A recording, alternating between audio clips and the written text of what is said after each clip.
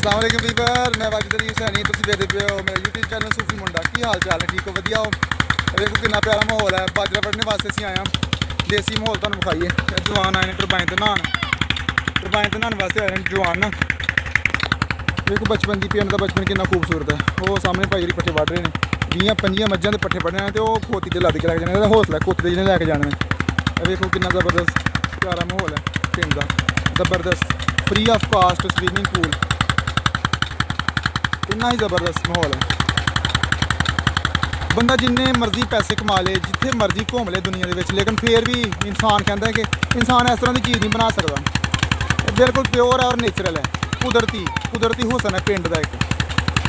वो भाई जी पट्ठे वढ़ के आए हैं। वो सामने इस साइड पैलियां जी हूँ शाम बसोने वास्ते आए हैं दरख्त के थले ना। नाले नहाणगे, पानी पीनगे इतों और इतने बसोणगे नाले ना। बच्चे ने मना कर रहा कि जो पिछली साइड से फटा लग्या होंगे ना, फटे के नाल ना कि जा पे हो। देखो कि प्यारा माहौल है। मुंजियां भी पकनी चाहिए बिल्कुल। तकरीबन 10-20 दिन तो बाद वाढ़ी शुरू हो जानी मुंजियां की। चावल जो तुम खाते हो पिंडा जाते हैं असं, साड़ी मेहनत होंगी है किसानों की। देखो पानी पींदा पे भाई कितना ज़बरदस्त लग रहा है, कितना प्यारा लग रहा है। और बंदा जो देखता ना वीडियो च देखता है तो बंदे एक ख्वाहिश पैदा होती है कि काश मैं भी इस तरह ना,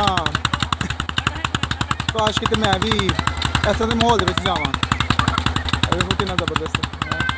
और नहांदा नहीं प्याल, सिर नहीं गिला करता तो भाई धुप तक तो सिर गिला कर रहे। देखो कितना प्यारा मौसम है, ज़बरदस्त, बहुत ही कमाल खूबसूरत। यह पिंड का ओरिजिनल हुसन है, पिंड की ओरिजिनल जिंदगी। देखो और खूब इंजॉय करो। असं बड़े खुशकिस्मत लोग हैं जो पिंड के रहने हैं।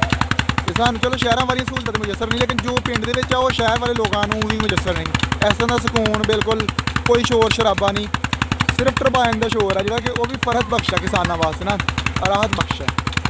ठीक है जी। और उधरों इस तरह टरबाइना का ठंडा पानी कुदरती, ना कोई जनाबे वाला फिल्टर लगे हुए हैं कि सानू फिल्टर लाने की जरूरत है जी असीं पानी साफ करना है। इत्थे तो बिल्कुल दूर दूर तक कोई गंदगी नहीं, कोई किसी किस्म का कोई मसला नहीं। साफ पानी आना बिल्कुल। 300-400 फुट से टरबाइन लगी हुई है, तकरीबन 300 to 400 फुट होगी। और साफ सुथरा पानी है, कोई ये नहीं कि आलूदगी नहीं। और इस तरह जो पानी है ना, सेहत वास्ते बहुत ही आला है, बहुत ज़बरदस्त है।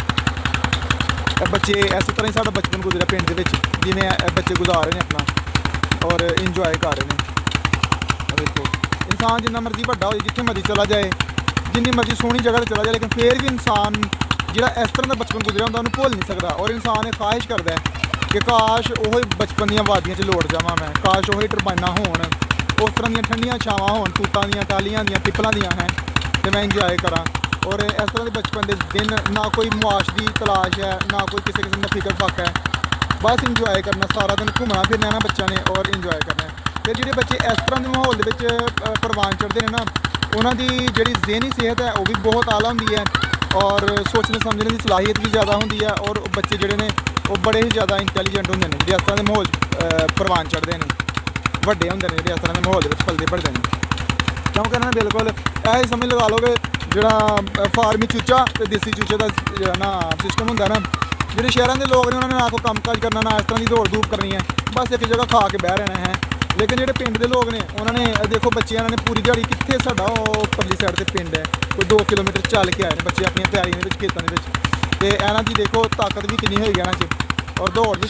वेखो वीवर्स शाम का वक्त और सूरज गरूब होने का तुहानूं मंजर भी खाना जो मेरा ना मकसद है इस टाइम ना, वो वेखो सामने सूरज बिल्कुल गरूब होने दिया, थोड़ा जहा फासला रह गया बस।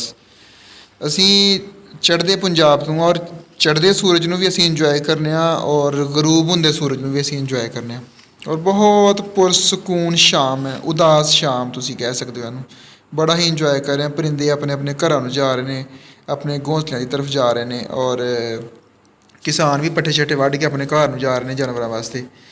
असी भी पट्ठे वढ़ रहे हूँ बिल्कुल तैयारी च घर जाने। वीडियो किवें दी लगी है कमेंट करके जरूर दस्सिओ। Thank you.